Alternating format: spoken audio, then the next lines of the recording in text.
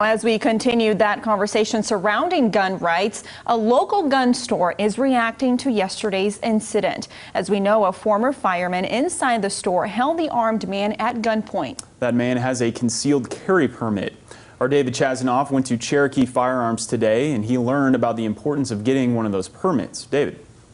John and Jen, Cherokee Firearms owner Nick Newman says gun owners should be educated. This comment comes a day after Lieutenant Mike Lucas said this.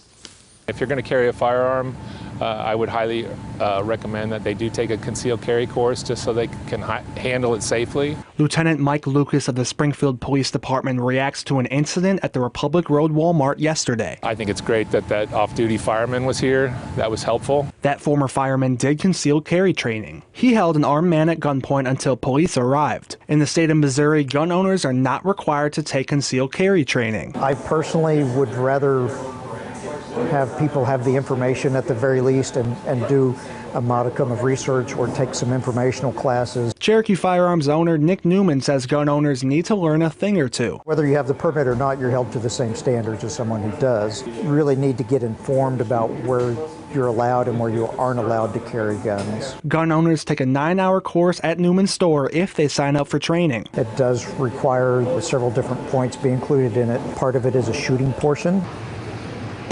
Just really some basic marksmanship skills so that you can be safe. Newman says the armed man at Walmart yesterday didn't do anything illegal. From what was presented in the media coverage, I didn't see anything that he was doing against the law. Some people disagree. The young man that went in there was a fool for what he did, especially after what happened in El Paso. Harold Higgins applauds the former fireman for stepping in yesterday. I would have done the same thing. That's the whole reason for firearms and firearm safety.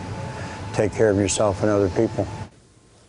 Now, Higgins recommends every gun owner takes a safety course. He says people would be better off because of it. Back to you.